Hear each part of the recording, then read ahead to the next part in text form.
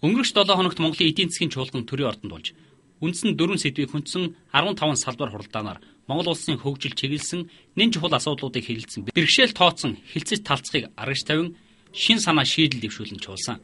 Монгол улсын өнцөг булан бүрээс хүрэлцэн ирсэн 800 гаруй төлөөлөгчд гадаадын дэлхийд алдартай эдийн засагчид эрдэмтэн мэрэгд Монгол улсын эдийн засгийн чуулганд өргөдөн анхаарлаа хандууллаа.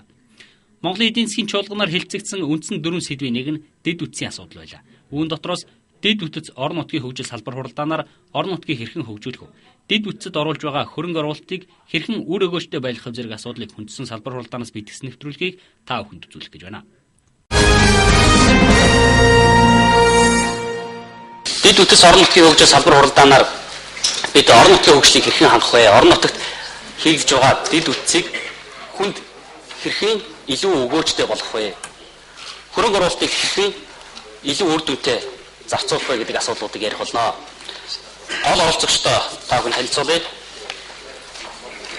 Замтайр барилга хотоолтын яамны төрийн нэрэмжийн дарга Ноён Батэрдэн, Дорноо аймгийн засаг дарга Ноён Гавыг, Иргэний нийгмийн төлөөлөл хууч Ичин Нуруу, Хоёрын хвшлийн төлөөлөл Energy Resource компани гүйцэтгэх захирал Ноён Бацэнгэл, Гитэмсийн багш судлаач Батөвшин.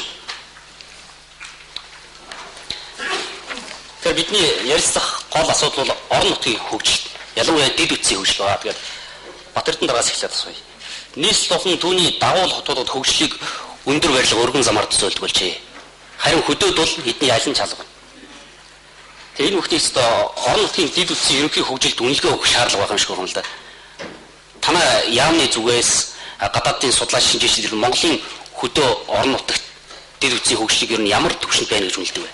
Дэд үтсийн хөгжил мэдээж одоо төрөөс барьж байгаа ард түмний төлөө, хот сургуулийн төлөө одоо хөгжлийг ямар байх ёстой гэсэн бодлогын хүрээнд бол мэдээж одоо муу гэж хэлдэг яах вэ? Сайн гэж хэлдэг биш. Тэгэхээр нөгөө хүн амьдрах хэрэгтэй, байраа хангах, төрөөс байраар бол хангах хэрэгтэй. Өшөөс орон нутагт бол дэд үтсээр нь хангах хэрэгтэй, үүрэгтэй. Энийхээ хүрээнд бол аль болох өөрсдийн эдийн засгийн хэм хэмжээний хүрээнд бол төрөөс бодлого гаргаад зам тээвэр барилга бодлогын яамны хувьд бол бодлого гаргаж явж байна. Тийм болохоор яг одоо үнгээ хэлбэл одоо таарах юм уу гэж хэлэхээр. Орон нутгийг төлөөлж гавь засаг дарга оролцож байгаа. Тэгэхээр зарим аймагт төрийн үйлчилгээний байгууллагууд нь түрээсийн байранд ажиллаад төрийн үйлчилгээг үзүүлэх өөрийн гэсэн байр авчгүй байхад зарим аймагуд төсвийн хөрөнгөөр наадмын талбай хүүхдийн парк байгуулад идэг. Би бас нэг сайн ойлгодог. Тэгэхээр бүр зарим суманд ихэд сумандаа төсөв гаргаад гэрэлтүүл хийхэд намынхаа байрыг тойруулаад гэрэлтүүл хийсэн байна. Ер нь аймаг орон нутгийн хөгжлөд дэд үтсийг хангахад юуг нь хийж хийх ёстой юм бэ? Тийм стандарт та бүхэнд барьдаг тийм стандарт байна уу ер нь? Төвлөрсөн Улаанбаатар, Дархан Эрдэнэ гэх том хотуудтай харьцуулахад үнэхээр ард иргэдийн амьдрах, орчин бүрдүүлэх нөхцөл байдал бол хүнд байгаа. Сүүлийн жилүүд бол төрөөс их хурлаас гарч байгаа шийдвэр бол орон нут руу хандаж байгаа. Одоо орон нутгийн төлөөлж байгааг их баяртай байгаа. Ард иргэд ч гэсэн энэ дээр бол сэтгэл хангалуун цаашдаа энэ ажлыг эрчимтэй хурдтай явуулаач гэж ингэж хүсэж байгаа. За орон нутагт өнөөдөр яг сая асуудгаар бол үнэхээр төрийн үйлчилгээний бүрэн дүрээ үзүүлэх боломж тааруу байна. Тэгэхээр энийг бол бид нар ялангуяа одоо аймгийн төв рүү цаашлуулбал сумын төвийн сургууль, эмнэлэг, соёлын байгууллагуудыг хүмүүсүүдийн одоо үйлчлэг үзүүлэх бүрэн одоо өндөр түвшинд тавьчих юм бол одоо бидний энэ хажуугийн одоо өрөөнд яваад байгаа Улаанбаатар хотын төвхтэй асуудал төвлөрлөгээд идэг юм бол саарчих боломж бол бүрэн дүүрэн байж байгаа. Тийм учраас энэ сүүлийн үед авч байгаа энэ арга хэмжээ орон нутгийг хөгжүүлэх, сумын хөгжлийн одоо том концепт төлөв гарч байна. Мөн одоо ялангуяа Дорноо аймгийн хувьд бол дэд үтсийн хувьд одоо засмал замын асуудал шийдэгдэж, төмөр замын асуудал шийдэгдэж байгаа ч Дорноогийн хувьд бол одоо энэ шийдэж байгаа асуудал маш түргэн явуулж үзээч. Одоо олон хууль дүрм гаргах гээд олон одоо шинжилгээ судалгаа хийж явсаар байтал цаг хугацаа алдаа зампардаг ийм юм руу бити ороосоо гэдгийг бол ард иргэд хүсэж байгаа. Тийм учраас бусад аймагуд ч гэсэн азлагдсан аймагуд үнэхээр дэд үтц энэ саяын төрийн үйлчилгээний тал дээр үзүүлэх хүртээмж боломжуудыг нэмэгдүүлэх талаас бол үнэхээр одоо засаг төрийн Монгол Улсын эдийн засаг дээр төсвийн одоо хүндрэл гайгүй болж байгаа энэ үед бол хөдөө орон нутг руу хандуулах юм бол энэ хотын асуудал аяанда шийдэгч байна. Хот байгуулалт талаасаа бол бид нар аймгийн нийслүүдийг бол бүс нутгийн хэмжээнд нь бол үзэж төлөвлөлтийг нь бол хийх тийм шаардлагуудыг тавьж байгаа шүү дээ. Тэгэхээр та бол хэллээ яг жинхэнэ хөрөнгө оруулалт бол тэр зохих газараа олохгүйгээр тэнд нэг гэрэл төлөв болоо намын байраа тойрож юм уу засгийнхаа барилгыг тойрож яваад ин гэж энэ бол үнэн шүү дээ. Бид нар бол замын хувьд бол тодорхой юунуудыг тавьж байгаа. Приоритет одоо шатлалуудыг тавьж байгаа. Өөрөөр хэлбэл одоо бол өнөөдөр Улаанбаатар одоос өмнө говь хүртэл замыг бол юуны төрөнд тавих хэрэгтэй. Өмнө говоос тийш явах замыг юуны төрөнд тавих хэрэгтэй. За тэрнтэй адилхан дотроо өөрсдөө аймаг орон нутаг бол харьцангуй бид нар таалагдахгүй байгаа байхгүй. Яг тавих ёстой бидний шаардлага тавьж байгаа орон нутгийнхаа дэд үтсийг эхлээд тавих ёстой хотчлт юуныхээ бохир цэвэр усныхаа шугам хоолойнуудыг тавих ёстой гэсэн ийм юмнуудыг бид нар бол санал авдаг байхгүй. Тэгэхээр тэрэн дээр илүү тавигдахаас одоо илүүтэйгээр тэр нэг гоё чимэглийн хүрээнд жишээ нь одоо энэ гişүүд орж ирээд хэлэх хөлгүй гişүүдийн ишээ оролцоо байна.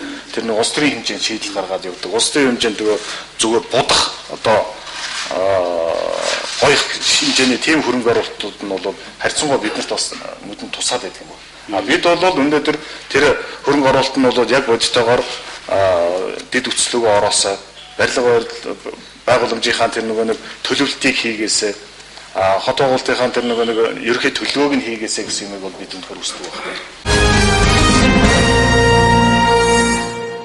Орон нутгийг хөгжүүлэхэд индекс аймгийг хөгжүүлэхэд загвар стандарт тийм юм шаардлагатай юу? Ер нь судлаад үзэхэд манай орон нутгийн хөгжил яг өөр орон нутгийнхаа өөр онцлог тохирсон гэдэг нэг халдварчны цаанал яваад байгаа болохоос нэгдсэн тийм стандарт индекс хэрэгтэй юугүй юу?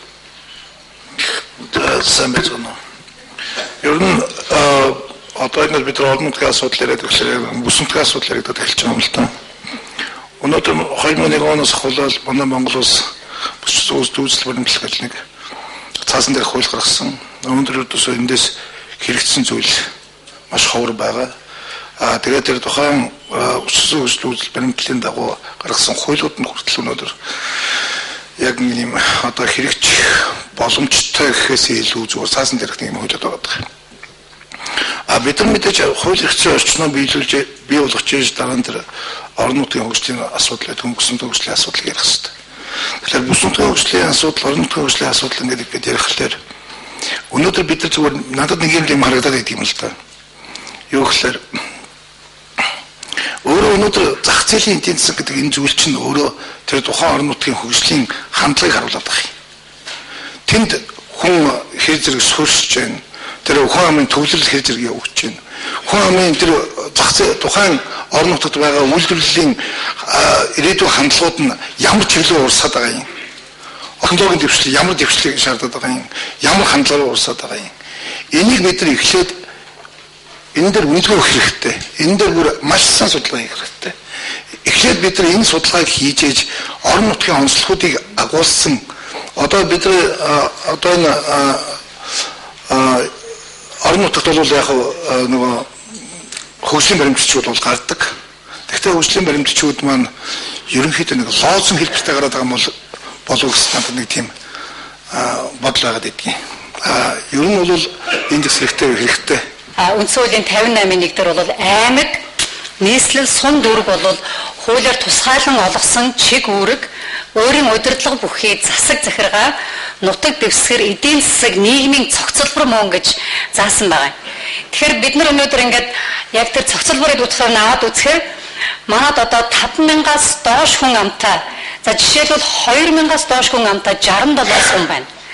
За 3,000 хүртэл хүн амтай 171 сум байна. За 3,000-аас 5,000 хүртэл хүн амтай 99 сум байна.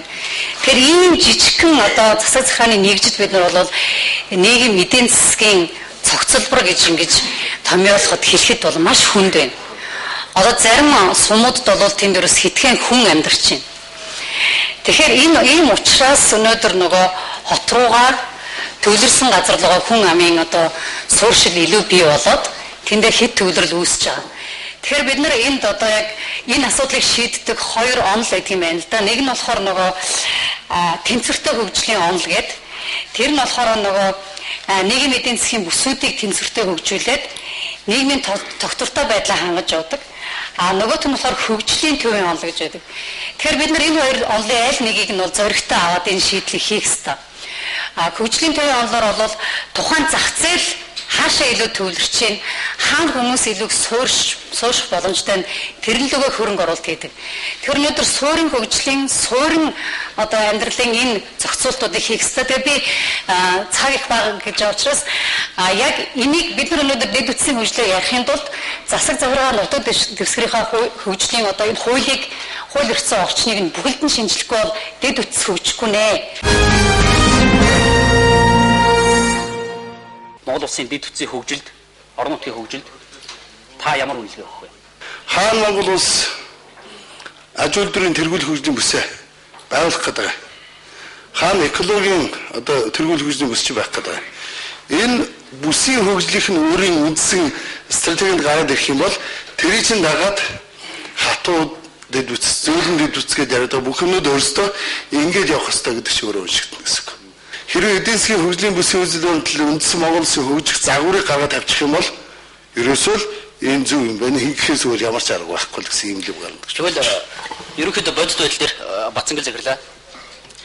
Танай компани цогццын суманд үйл ажиллагаа явуулж байна. Гэхдээ бусад сумдуудыг хөгжүүлэх тал руу бас нэлээд анхаарч үйл ажиллагаа явуулж байгаа гэж мэдээллийн хэрэгслүүдээр яригдчихсэн л да. Яг ингээд бодит байдал дээр гардаад ингээд ажиллахаар жишээ нь яг аймаг дотор тэр сумуудыг ингэж ийм загвараар хөгжүүлэх ёстой. Энэ суманд нь ийм үйлдвэрлэлийг төлхөө явуулъя. Энэнд нь тохирсон дэд үтсийг бий болгоё гэсэн тийм танай хамтарч ажилладаг орон нутгийн удирдлагуудад тийм бодлого шийдвэр ер нь байдаг уу? Энэ засаг захиргааны нэгжүүд маань өөрөө нийгмийн эдийн засгийн одоо тийм зохион байгуулалт нэгжүүд үүнтэй нь уялдуулсан одоо бас дурдж чинь тэр ач холбогдлоор нэгэнсэн тэр нийгмийн болон бусад одоо тэр төвөрлөлтийн ч юм уу дэд бүтцийн хөрөнгө оруулалтууд нь хийх тийм бодлого ерөөсөө бас харагдахгүй байгаамаа. За жишээлбэл манай компани зүгээр жишээн дээр харахад бол за бид Ухаан удаг нүрсний ордыг хөгжүүлэх төслийг бол 2008 оноос эхлэхэд бол тэр үед л мандалгоо, тавантлогоо, оюутлогоо чиглэлийн одоо 220 кВт-ийн шугам дамжуулах одоо төсөл нь батлагдсан, улсын хурдан баталсан өнөө хүртэл ерөөсөө ажил нь эхлэв. Тэгэхээр уг нь бол тодорхойлчиход байгаа. Тавантлогоо юу бол оюутлогоо бол эдийн засгийн үр өгөөж уг нь Монгол улсын одоо энэ нэгдсэн энергийн сүлжээнд холбогдох ёстой, эрчим хүчний сүлжээнд холбох ёстой гэдэг приоритетууд ойлгоод байгаа шиг байгаа. Гэхдээ хэрэгжилтэн дээр ерөөсөө гацчихад байгаа. Тэгээ аймаг сумынхаа удирдлагатай бид нар бас ингээд уулзаад ярих дээр түрүүний бас ярьж байгаагаар тэр үр өгөөчтэй хөрөнгө оруулалтыг илүү төвлөрөхөөсөө за нэг нөгөө хэлэхэд бол за тэр бүхий өргөө барих асуудал ч юм уу тийм асуудлууд дээр бас тодорхой илүү ач холбогдол өгөөд цаана нь хүний бөөгнөрл одоо жишээлбэл цогццын сум дээр одоо манай компани үйл ажиллагаа хэрэгжүүлэх гэснээс хойш бидний нүрдэн дээр одоо сүүлийн 2 жилд бол маш их бөөгнөрл явагдаж байна. Тусдан гүйцэтгэх компани хүмүүс хурж ирж тэнцээ одоо үйл ажиллагаа эхэлж байна. Ажил дагсан хүмүүс ирж байна. Тэгэхэд манай компани бол бид нар өөрсдөө мэдээж боломжоор бол нийгмийн асуудлуудыг шийдвэрлэхийг оролдож байгаа. Хот барилга байгуулалтын ажлуудыг эхлүүлэх санаачлалууд гаргадаад явж байгаа. Гэхдээ төрийн хариуцах ажил гэж бас тодорхой хэмжээнд бас байгаа. Энэ тал дээр бол одоохондоо бол бодлого нэлээд хязгаарлалт бол харагдаад байгаа юм л да. Өнөөдрийн манай засаг захиргааны байгуулалтын тогтолцооны энэ олон аймагуудад ерөөсөө өнөөдрийн нийгмийн эдийн засгийн ирээдүйн хөгжил таарахгүй ингээд үгтэй. Энэ талаар профессор Баатар өөр хэлэх баг. Хоёрдугаар бүс нутгийн хэмжээнд дээрхтэй тэр бүс нутгийн болтой тэр аймагаараа хуучлах гэдэг. Би жишээ хэлье. Шилэн аймаг, Бодлон аймаг, ийм зүүн тал, Төв аймгийн хой тал ингээд нийлээд 125 мянган квадрат километр ийм орхон шилэнгийн хотгор дотор байж байгаа шүү. Сая 560 мянган квадрат километргээ бодоход энэ чинь нэг бүхлээс доош орж шээ. Тэгэхээр энэ нутаг орн бол Монголын жижиг гол нутаг. Гол нутгийн нэг. Тийм учраас бид одоо энэ бүсчилсэн хөгжлийн үзэл баримтлаг хийхдээ шинэ концепц гаргаж ирэх хэрэгтэй байна. Ямар бүсчил байх ёстой юм бэ? Бүсгээл одоо хойд хилээс урд хил хүртэл ингээд тавьчих болохгүй. Тэр бүсийн дотор тодорхой бүс байх хэрэгтэй. Өнөөдөр одоо юунд одоо дархан бол төв бүсийн төв толгор төв 100 мод хот гэж юм. Ихтэй зэрэг юм байж болохгүй хаа. 70-80 жил тодорхой хэмжээний цөөхөн хүнтэй эдийн засгийн маш бага боломжтой мөртлөө хавтгаад нь цацаж хөрөнгө оруулалт хийж хөгжих гэж 70 жил 80 жил үдчихлээ. Болохгүй нь ойлгомжтой. Бүх фронтороо дайраад ялдгүй цэргийн жанжиг гэдэг шиг мэд бид одоо хүртэл хийж байна. 200 өрхтөө сум руу 2 тэрбум төгрөгөөр цахилгаан татаа сууж байгаа ийм л ичгүүртэй бодлого хийж байгаа улсууд. Их хурлын ч тэр засгийн газар шүүмжлэлт хандхаас өөр арга байхгүй. Тэгэхээр бид нэг хэсэг улсууд нь засаг захаар нэгж өөрчлөлт яриад, нэг хэсэг нь болохоор одоо газар тариалан тус тусаа яриад байдаг. Нийлүүлээд энийг ажлын хэсэг гэдэг юм нэг хэсэг улсууд гараад ажил хийсэн юм. 27 Монгол улсын эрдэс баялагаар тэрний суур болсон газрын тос, нүүрс, уран, төмөр, зэсгсийн 5 элементээр Монгол улсын аль нутгаар нөөцийнх нь одоо хамгийн их тархсан байна гэдэг судалгаа хийгээд тэрний үндсээр энийг Монгол улсын үйлдвэрлэлийн хөгжлийн бүс хаан тэргүүл хүсийн хаан байх гэдэг ийм зураглалыг гаргасан юм. Энэ нь Монгол улсын урдлын одоо энэ хэсэгт байгаа юм. Тэгэхээр бид нар эндээс ямар концепц авах гэхээр урдлын хэсэгтээ эдгээр аж үйлдвэрийн тэргүүл хөгжлийн бүсээ тодорхойлъё. Тэрлүүгээ аж үйлдвэр болон дэд бүтцийнхээ хатуулан зөөлөн дэд бүтцийнхээ үндсэн зөвүүдэд тэрлүүгээ хот хөгжилтийнхээ юмнуудыг тавья. Хойд хэсгтэрээ бол экологийн газар тариалан, экологийн мал аж ахуй, экологийн одоо жуулчлал болон хөнгөн үйлдвэрийн боловсролтын салбарын үйлдвэрүүдийг хойдолтой тавья гэсэн ийм шинэ концепц гараад ирсэн. Энэ Монголын 365 сумд бүгдэнд нь эрчим хүчний үйлдвэр засмал зам хүргэх тийм шаардлага байгаа мó үгүй юм уу? Ганц нэг сум амьдарч магадгүй энэ 333 сумаас. За нэг яг том уурхайтай сумуудад амж газар тариалантай мал аж ахуйтай сум амьд. За мал аж ахуй гэхгүй. Тэгэхээр одоо би аймагуудыг их олон аймгийг татан буулгах, Сэлэнгэ аймаг ч гэдэг юм уу, Булган аймаг ч гэдэг юм уу, Төв аймаг ч гэдэг юм уу. Ерөөсөө сая хин гişүү хэлжтэй. Ерөөсөө хөгжлийн бүсгийн онд гэдэг чинь хөгжлийн бүсийн онд. Энэгээр л явах хэрэгтэй. Тэнцвэртэй хөгжнээс хизээш байхгүй. Хизээш бид нар Увс аймгийг Улаанбаатартай ижлэгийн хэмжээний нийгмийн эдийн засгийн тэнцвэртэй болно гэж байхгүй. Тийм учраас одоо бид хөгжлийн загвараа зөв сонгох хэрэгтэй байна. За сая хин хэллээ. Атгүй өшөө хэллээ. Одоо энэмсгэл загварлууд бид өөрөө ирэхгүй явна. Одоо манай эдийн засгийн бүсүүд урдуур бий болох гэдэг шүү дээ. Үлдснээрээ яах вэ гэдэг асуудал байгаа. Тийм учраас би сумдуудыг нүүлгий гэсэн санал тавьж байгаа. Сумдуудыг зохион байгуулалтаа нүүлгий. Тэртээ тэргүй 50000-аас доош үнэтэй сум 20 жилийн дараа хизээш амжиргааны төвшин Улаанбаатарын төвшин төрж чадахгүй. Тийм учраас сумдуудыг нэг тооцоол үзээд за энэ сумдууд 20 жилийн дараа ингээл амьдралын төвшин юм байх юм байна даа гэх юм бол шууд л татан буулгаад одоо нүүлгий. Тийм учраас Улаанбаатарт нүүлгэж яж болно шүү дээ. Улаанбаатар чинь сая гаруй хүнтэй ягаад 3 сая хүнтэй болж болдгоо. Тэгэх юм бол метро яваад үр ашигын дээшлээ зах зээлийн дээшлэн шүү дээ тийм ээ. Тэгтээ зөв ийм загварыг би санал болгож байна. За анхаарал тавьсан дээ. За баярлалаа. Засгийн газраас хэрэг ирэх газраас юу гэсэн байвал 30 км хүртэлх аймгийн төвөөс 30 км хүртэлх сумдыг татан буулга гэсэн. Очоод судалгаа хийгээд үсэж болохгүй байна. Яагаад вэ гэхэд энэ чинь аймгийн төвөө чи хотын бол хотыг хангах бүс нутаг байх ёстой гэдэг зүй тогтол гарч байна. Үнэн ганцхан нэг юм дээр хэлж байна. Ерөөсөө Монгол улсын хөгжилд нэг юм би тогтоолохгүй байна. Юу гэвэл нүүдлийн соёл иргэншил гэдэг чинь суурин соёл иргэншлийн доод шат байгаа юм. Ерөөсөө хөгжлийг хүнд хүргэдэг юм аа. Хүн хөгжлөө ирдэг гэдэг энэ суурь юм аа бүгд ойлгочоод энийг ярмаар. Ингээд эргээд тэр бичсэн загвараа яриа. Босоод хэмжтэй ахуу хуваах уу тийм ээ. Урд гэсэн нь бол одоо ингээд аж үйлдвэрийн хүнд үйлдвэрлэлийн бүс болох хэвээр. Аршаага одоо экологийн хөдөө аж ахуй, мал аж ахуй энийг яриа. Энийг ярихгүй ч өнөөдөр 360 сум руугаа тог зам татах тухай яриад байна. Энэ 360 сум чи өөрсдөө юм бие даан хөгжих тийм чадвар байхгүй. Жишээ нь Улаанбаатарын богд уулын урд байгаа Төв аймаг, Эрдэнэтийн хажууд байгаа Булган аймаг гэдэг энэ дөнгөж энэ хөгжилтэйг хамгийн ойрхон нь хамгийн хөгжил буураа байх юм. Энийн учир нь ер нь шийдвэр ухааны үндэстэг ямар байдаг? Ердөөс хаана хүн суурьшдаг вэ гэхээр орлогоо төвлөрч суурьшдаг. Том орлого жижиг орлогыг дандаа татчихдаг байхгүй юу? Тэгвэл бид том орлого хаана байна? Тэнд хөгжлийн тодорхой хэмжээний цаг хугацаа байх юм байна л гэж бодох хэрэгтэй. Тэгснээс одоо жишээ нь бид нар одоо өвдгийн урдуур аваачаад тэр түүхэд суурилсан хотод байгуулах юм бол наад чинь монохот. Манай хот бол тодорхой хэмжээний түүхийн нөөц усгад тэр өөрөө хот дараагийн асуудал дээр тулгардаг. Тэгвэл бид урт хугацааны асуудлыг ярьж үзчихвэл байгаа л юм болвол бидний хөгжлийн тархац яаж явах юм бэ? Энэ тархацтай суурлаад орлогын бөөгнөлийг хаана бид нар бий болгох ёстой? Тэр орлого руу жижиг орлогыг яаж татах ёстой бэ? Та нар анзаараад үзэх юм бол аймгийн төв, сумын төвийн ойролцоо байж байгаа багууд сумууд хамгийн ядуу сумууд байдаг. Өнөөдөр та нар Улаанбаатарын хажууд 100 мод хөгжихгүй. Эрдэнэтэй хажуудалд Булган аймаг хөгжихгүй. Өөрөөр хэлбэл чинь орлогын илүү татах хүч нь Эрдэнэт аймагт байгаа байхгүй. Сая 500 мянган хавтгай дөрвөлжин одоо өндөр томоохон газар нутагтаа 3 сая хүн л байна шүү дээ. Энэ улсыг хөгжүүлэх тухай тэр 3 сая хүнийг ирээдүйд сайн сайхан амьдруулах тухай асуудал байгаа юм. Энэний тулд эдийн засгийн нөөц болцыг яаж зөв зүйтэй ашиглаж тулгымдсан асуудлаа яаж шийдвэрлэх гэдэг асуудал байгаа байхгүй. Энд бол зүгээр орон нутгийг хөгжүүлэх болцоонд байгаа би ганцхан жишээ татчих л да. Мал аж ахуйн албан тушаалыг тогтоох ёстой гэж би хөвдөө боддоггүй. Зүгээр социализмын үед тухайн сумыг 120-30 мянган малтай байгаа сургуулиа, эмнэлгээ бүх юм аваа явуулж исэн байдаг байхгүй. Өнөөдөр 200 мянган малтай болсон бэлчээрийн талхалагдсан улсын төсвөөс хэдэн одоо сая төгрөгийн тэтгэмж аваад гар араас ууцлал байгаа. Бүс бол хоёр янз байгаа. Нэг нь бол интеграл эдийн засгийн бүс, нөгөөх нь салбаруудын хөгжлийн бүс.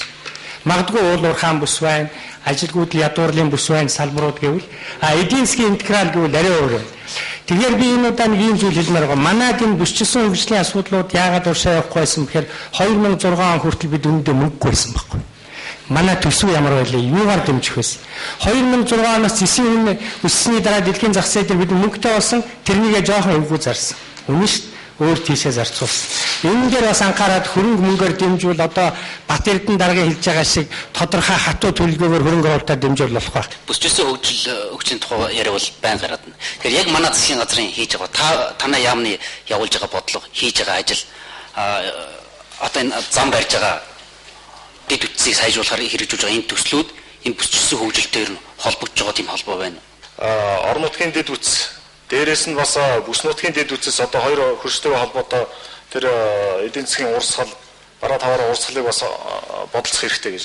Тэгэхээр бид нар сая та бүхэн мэдж байгаа шинэ бүтээн байгуулалт гэсэн хөтөлбөр батлагдсан. Энэ хөтөлбөрийн хүрээнд бол 5572 км замыг ойрын ирээдүйд бид нар Монгол улсын хэмжээнд бол барих ёстой. Үүнд бол нэгдүгээрт юуны өмнө аймгийн төвүүдээ Улаанбаатартай холбох замууд орж байна. Хоёрдугаарт бол нөгөө саяны бүсчилсэн нутгийн хүрээнд уул уурхайтай холбоотой эсвэл одоо энэ бом тотуудаа хооронд нь холбосон энэ замууд орж байгаа. Баярлалаа. Тэгэхээр энд ярихгүй асуухгүй өнгөрч боломгүй нэг зүйл байна. Энэ орон нутагт төсвийн эрх мэдлийг өгөх тухай, шилжүүлэх тухай маш олон жил ярьлаа. Гавь эцэдраас нэг зүйл асууя л да.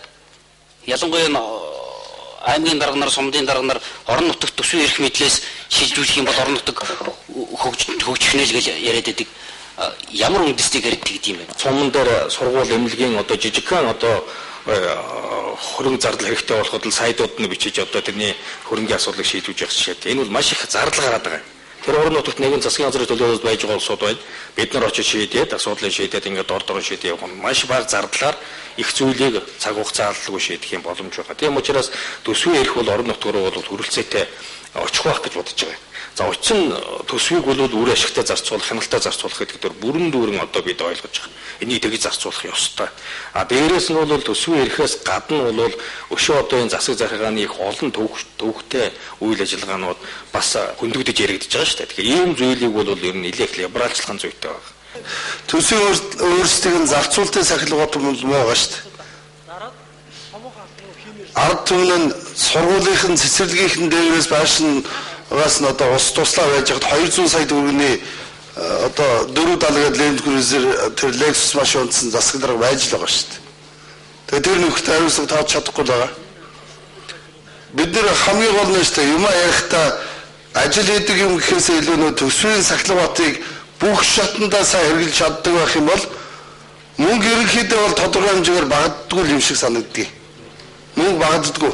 Мөнгийг зөв зарцуулж чадвал тэгэхээр энэ ер нь бол орон нутгийн санхүүгийн эрх мэдлийг дээшлүүлэх утгатай бол тэр зөвхөн төсвөөс буюу татвараас олж байгаа хэдэн мөнгөөс гадна би нэг санаа хэлээд байгаа нь та нар иргэдийн уралдаанд жоох эрх мэдэл өгөх гэдэг. Тэрний үгтээр усны татвар тийм ээ газрын одоо төлбөргөө тийм ээ одоо өөрийнхөө газар нутгтнээ явж ашиглаж байгаа олборлтынхаа зүйлээс авж байгаа татварыг та нар хуулиараа доод дээд хязгаарын тавиад өгч тэр хэмжээнд хэлбэлзэх эрхийг нь орон нутагт нөгөөл гэдэг. Аймаг болгонд нэг орд газар бодлогоор одоо ажиллах хэрэгтэй. Хөрөнгө оруулалтаар төрөөс гадны хөрөнгө оруулалтаар бүр дэмжиж байгаад аймаг болгонд нэг дунд юм уу том хэмжээний орд газар сайн хайгуулах юм бол баг ер нь аймаг болгон өөрөө нөөцтэй шүү дээ. Тэгэх юм бол наад захын тэр орон нутгийн ажилгүйдлийн асуудал шийдэгдэнэ. Одоо энэ сүүлийн зууднаар ингээд маш олон хүн малчид малгүй болоод ажилгүй болоод нөгөө угийн байдаг ажилгүйчүүд дээр ишээ нэмсэн. Ингээс орон нутагт бол хүмүүс яхаа мэдэх болсон. Тэгэхээр уул уурхайг орон нутагт болгонд нь аймаг болгонд нь хөгжүүлээ. Тэгэх юм бол энэ аймгийн их олон асуудал шийдэгдэнэ. За орон нутагт бол бидний чиг одоо ачаалал байгаа. Хариуцлага байж байгаа. Гэхдээ эрхийг нь өгөхтэй эрх үүргийн хариуцлагын энэ одоо зөв тогтолцоо балансыг бүрдүүлж өгөх ёстой гэдэг дээр бол засгийн газраас их хурлаас дэмжих ёстой гэдэг энэ зарчмыг бол барьж байгаа. Орон нутагт чадварыг бий болгох, энэ саяын тендер үйлчилгээний хууль, орон нутгийн эрх мэдлийг нэмэгдүүлэх энэ асуудлуудыг бүхэлд нь авч үзэж байгаа. Нэг талаас нь. Нөгөө талаас нь ер нь төрөөс орон нутагт үзүүлэх үйлчилгээ маань бүсчилсэн хэлбэрээр байна уу, аймаг бүрээр байна уу, ямар ч байсан төрийн үйлчилгээ, төрийн үзүүлэх ёстой үйлчилгээний стандартыг бид нар тогтоож өгөх ёстой.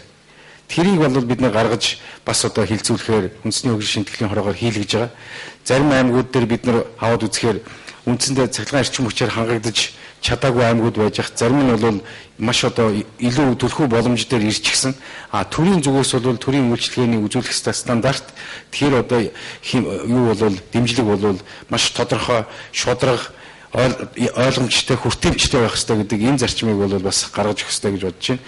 Тэр утгаараа бид орон нутгийн хөгжлийн индекс гаргаж байгаа. Энэ индекс дээр тулгуурласан бидний нөгөө гайхал төсөв яриад ирэхэд байнга одоо бэрхшээлд орж идэг төсвийн хуваарлтын асуудал энэ бүгд маань бол энэ хөгжлийн индекс мөн төрийн үйлчлэгийн стандартаар төвлөрсөн ийм одоо зарчим гарах ёстой гэж ингэж үзэж байгаа. Тэгээ энэ дээр та бүгд бас саналаа хэлж зөвлөмж дүгнэлтээр оруулбал зүг зүйтэй хаа гэж бодож байна. За баярлалаа. Бүсийн төв гэж байгаа аймгийн төв санхүүгийн аймаг төвөгдсөн бүс бол огт ажиллахгүй байгаа. Тэгвэл бүсчлэн хөгжүүлэхэд баримтлах гол критерий юу байдгаа гэвэл өөрийгөө санхүүжүүлж чадж гэнэ үгүй юу? Өөрийгөө тэтгэхэд аваад явж чадж гэнэ үгүй юу гэдэг энэ асуудал бол яг гэвэл бүсчлэх гол критерий байх ёстой. Энэ учраас бид бол салбар гэдэг байна биш. Орон нутгийн төвшөнд бол энэ бүс нутагтаа өөрийгөө тэтгэхэд аваад явах ийм хэмжээнд тийм нөхцөлийг яаж хангаж өгөх вэ? Ийм тулд бол одоо жишээлбэл өөрийгөө санхүүжүүлээд явж байгаа тийм аймагуд бол зөөхөн байгаа. Бүгд бол улсын дотаацтай. Ийм учраас энэ механизмыг яаж өөрчлөх вэ? Энэ төсвийн хуулиар бол үүнийг шийдэхгүй бол цаашаа бол бид бас явж чадахгүй. Ийм гол асуудлуудаа бид авч үзэх зүйтэй байх гэж бодож байна. Монголын эдийн засгийн чуулганы дэд үтс орон нутгийн хөгжил нэртэй салбар хуралдаан амжилттай болж өнгөрлөө. Салбар хуралдаанд оролцсон оролцогчдод баярлалаа. Монголын эдийн засгийн чуулганы дэд үтс орон нутгийн хөгжил салбар хуралдаан маш амжилттай болсон. Оролцогчид тулгамдсан бэрхшээлийг шийдэх гарц арга замуудыг өөртөө хэрхэн нээснийг танилцууллаа. Хуралдааны эцэст дүгнэж харуул.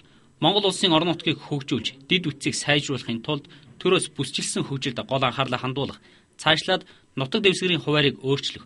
Одоогийн үндэсний шинтгэлийн хорог яамны төвшөнд хүргэж, хөгжлийн загвар, бүсчилсэн хөгжил хариуцсан газар агентлаг багтааж өгөх. Орон нутагт төсвийн эрх мэдлийг өгөх. Гэхдээ төсвийн хариуцлагыг чангатгаж, хяналтын тогтолцоог сайжруулах. Орон нутгийн удирдлагыг дээрээс томилдог биш, иргэдэн сонгодог болох. Төрөөс дэмжиж байгаад аймаг болгонд стратегийн ордын хэмжээний үйлдвэрлэл бий болгож, төвлөрлийг Улаанбаатар руу биш, орон нутгийн үйлдвэрийн бүсүүд рүү чиглүүлэн, тэдгээр төвүүдэд дэд үтсийн хөгжлийг хангах. Ногоо эдийн засгийн ихээхэн үржилттэй хэсэг болсон Орхон сэрэнгийн бүсийг хөдөө аж ахуйн үйлдвэрлэлийн бүс болгон түүнд тохирсон дэд үтсээр хангах зэрэг сан санаачлалууд дэвшигдсэн юм а. Ажил хэрэгч эдгээр санаа сэтлүүд бүгд Монгол улсын хөгжлийн төлөө хэлэгдсэн. Эндээс төрийн эрх баригчид, шийдвэр гаргагчид өөрсдийн шийдвэртэй тусгаж ажил хэрэг болгоно хэмээн итгэж байна.